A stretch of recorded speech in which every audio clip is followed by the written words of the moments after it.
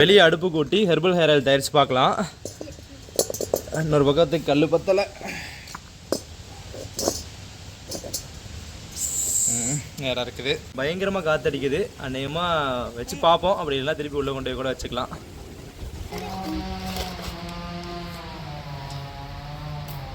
இரும்பு வடைச்சட்டி வெளியே எடுத்தோம் அப்படின்னாலே எண்ணெய் காய்ச்ச போகிறோன்னு அர்த்தம்.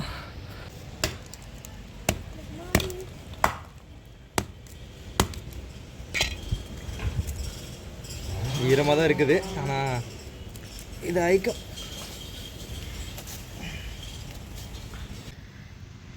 தேங்காய் எண்ணெய் ஊற்றிக்கலாம். இது செக்கில் ஆட்டின தேங்காய் எண்ணெய்ங்க, நான் கடையில் தான் வாங்கிட்டு வந்தோம்.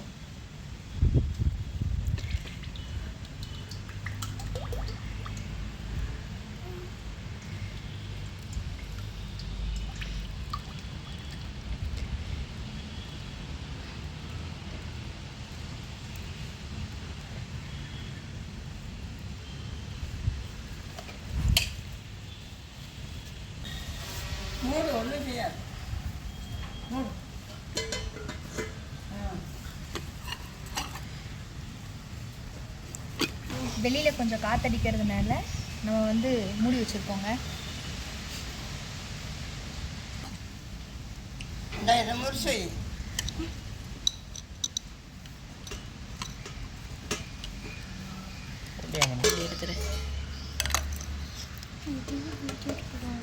இன்னும் சூடே பத்தலை, நிறைய காயும்.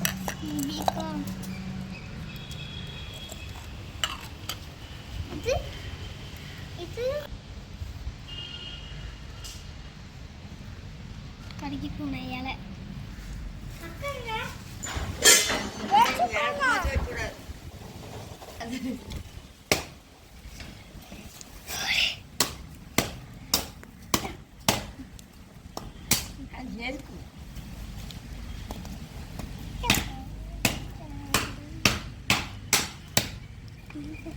தெரியாதா?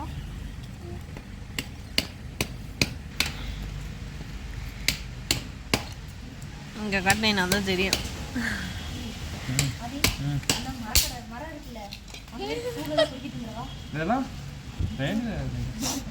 எப்படி கீரை வேஸ்டாக கிடக்கு.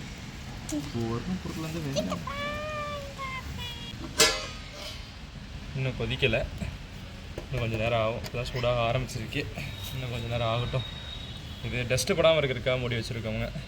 இது இரும்பு வடைச்சட்டி. இரும்பு வடைச்சட்டியில் எண்ணெய் காய்ச்சினா தான் ரொம்ப சத்துக்கள் அதிகம்னு சொல்லுவாங்க. அதனால தான் இரும்பு வடைச்சட்டி எடுத்து பண்ணிகிட்ருக்கோங்க. பெரிய லெவலில் பண்ணுறப்போ இரும்பு வடைச்சட்டி கிடைக்குமான்னு தெரியல. அவ்வளோ பெரிய இரும்பு வடைச்சட்டி, எவ்வளோ தூரம் இரும்பு வடைச்சட்டியில் காய்ச்சி முடியல காய்ச்சலாங்க. அமெரிக்காலெலாம் ஆக்சுவலி ஒரு இரும்பு சத்து கம்மியாக இருக்குங்கிறதுக்காக வந்துட்டு அயன் ஃபிஷ்ஷுன்னு சொல்லிட்டு ஒரு மீன் துண்டு வந்து இரும்புலே செஞ்சு விற்கிறாங்க. அதை வந்து நம்ம ஆக்சுவலி சமையல் பண்ணுறப்போ உள்ளே போட்டு சமையல் பண்ணோம் அப்படின்னா இரும்பு சத்து எக்ஸ்ட்ரா கிடைக்குதுன்னுலாம் சொல்லி போட்டு வீடியோஸாக போட்டிருக்காங்க. நீங்கள் ஃப்ரீயாக இருந்தீங்கன்னா அதை ஒரு நெட்டில் செக் பண்ணி பாருங்கள்.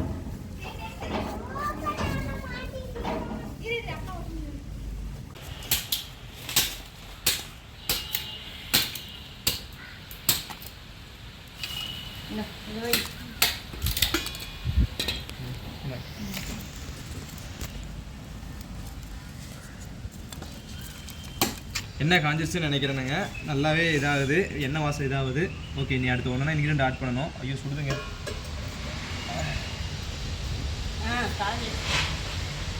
ஓகே, சூப்பராக கொதிச்சுட்டு இருக்குங்க.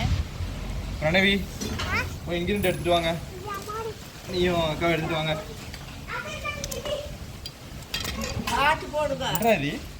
பிரணவி போடு. இரு பிரணவி ஒரு நிமிஷம். எப்பயுமே எல்லாமே செம்பருத்தி தாங்க ஆரம்பிக்கிறோம். வர வர இந்த வாட்டி செம்பருத்திலே ஆரம்பிக்கலாம். செம்பருத்தி போடு பிரணவி. மெதுவா. அடுத்து நல்லா எண்ணெய் கொதிச்சிருக்கு பாருங்கள், எப்படி வருது வர. வாசம் பயங்கரமாக இருக்குது. இன்னும் பூ வாசம் வரல, தேங்காய் எண்ணெய் வாசம் தான் வருது. பயங்கரமாக வருது.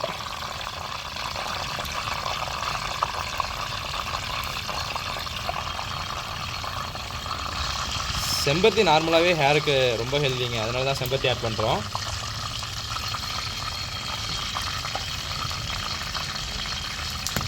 அடுத்து வெத்தலை போடுறோங்க. இது வெத்தலைங்க. வெத்தலை வந்து நாமளும் ஒரு சிலருக்கு எண்ணெய் வந்து சேராது, அது வந்து சளி காய்ச்சல் வராமல் இருக்கணுங்கிறதுக்காக எண்ணெய், மிளகு, ஓமத்தலை அந்த மாதிரி ஒரு சில இன்க்ரீடியன்ட் நம்ம போடுறோங்க.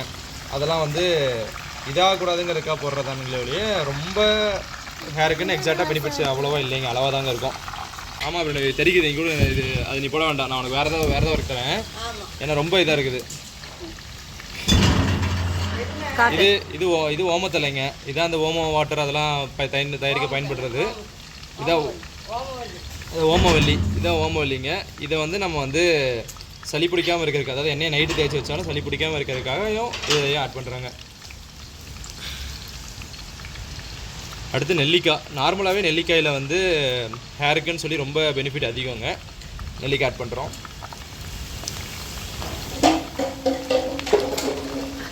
அடிக்கிற காற்றுக்கு எல்லாமே வருக்குது. வேப்பலைங்க.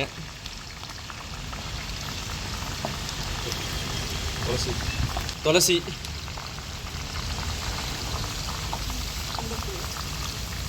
செம்பருத்தி இலைங்க. ஒட்டு செம்பருத்தி எப்பயுமே போட்டுறாதீங்க, எப்பயுமே நாட்டு செம்பருத்தி தான் போடணும். இன்னும் கொஞ்சம் கூட நெருப்பு கொஞ்சம் குறைச்சிக்கலாமுங்க எல்லாம் போடுற வரைக்கும்.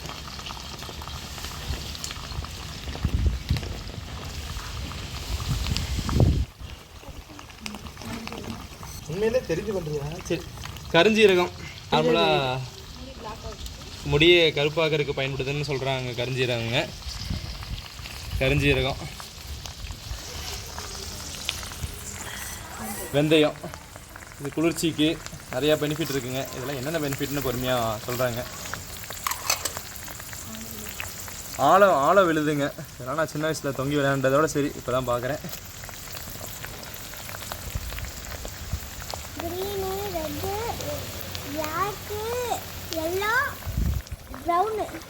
சூப்பர்.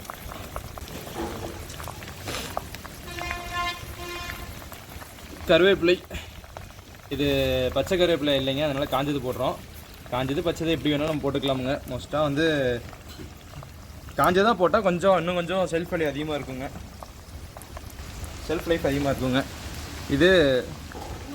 இது ரோஸ்மேரிங்க. வாசம் பயங்கரமாக தாங்க இருக்குது.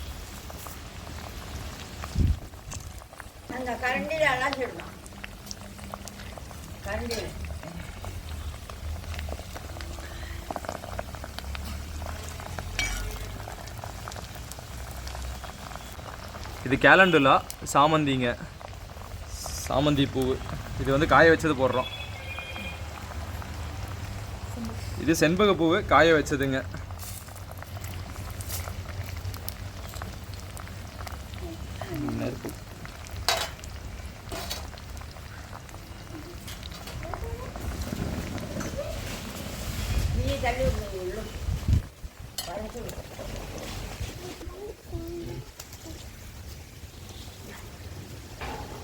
வெட்டி வேறு.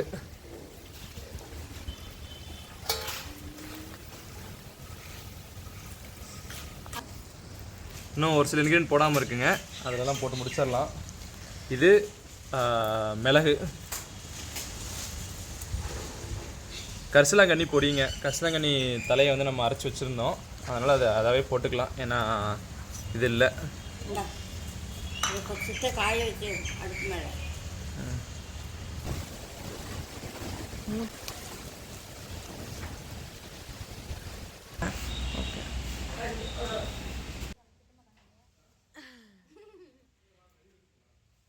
நேற்று வெயில் வரவே இல்லைங்க, அதனால் அடுப்பில் வச்சு லேசாக சுடு பண்ணோம்.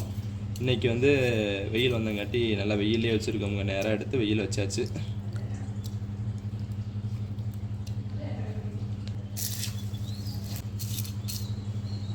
வாசம் வித்தியாசமாக இருக்குங்க, ஆனால் நல்லா இருக்குங்க. நல்லா அந்த ஹெர்பல் ஆயில்னாலே ஒரு வாசம் வரும் இல்லைங்க, அந்த வாசம் வருது. இது எக்ஸாக்டாக என்ன இதோட வாசம்னு தெரியல, ஆனால் வந்து ஒரு வித்தியாசமான வாசம் வருதுங்க. கொஞ்சம் லேசாக கருவட்டம்னு நினைக்கிறேன், அதனால் கொஞ்சம் வித்தியாசமாக இருக்குது வாசம். 3 நாள் ஆயிடுச்சுங்க. டெய்லியும் ஃபஸ்ட் டைம் மட்டும் நம்ம சூட்டில் அடுப்பில் ஷூட் பண்ணுவோம் வெயில் கராதனால. அப்புறம் மீதி 2 நாள் வந்து வெயிலில் வச்சு எடுத்தாச்சுங்க. இப்போ வடிகட்டி யூஸ் பண்ணி பார்க்கலாங்க.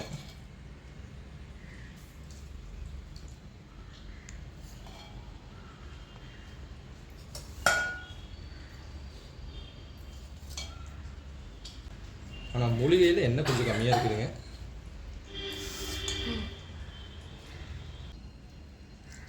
இந்த வேர்லாம் வந்து துணி மாதிரி இருந்துச்சுன்னா துணியில் கட்டி தொங்க விட்டோம்னா அப்படியே கொஞ்சம் கொஞ்சமாக இறங்கிட்டு இருக்கோங்க. நம்ம இப்போ ஃபஸ்ட்டு இது மட்டும் இறக்கி எடுத்துக்கலாங்க, அப்புறம் வேர்லாம் அப்புறம் வச்சுக்கலாம்.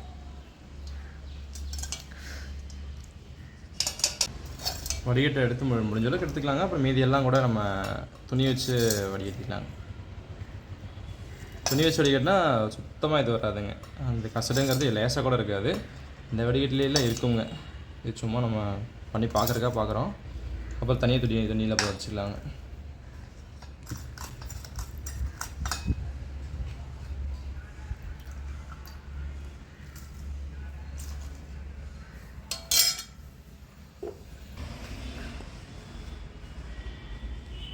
ஈரப்பதம்லாம் வந்து அஃபெக்ட் ஆகாதுங்க. இருந்தாலும் சுத்தமாக வந்து ஈரப்பதம் இல்லாமல் இருக்கிறது எவ்வளோ பெஸ்ட்டுங்க. ஆல்வேஸ் இதுன்னு இல்லை, ஊறுகாய், எண்ணெய், நெய், தேன் எல்லாத்துக்குமே அப்படி தாங்க.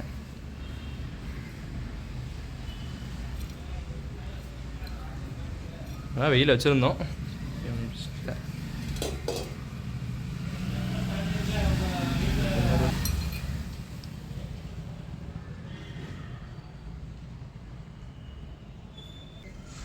இது சின்ன வடிகட்டி, இதே காப்பி வடிகட்டிங்க. இதில் வடிகட்டிக்கிறோம்.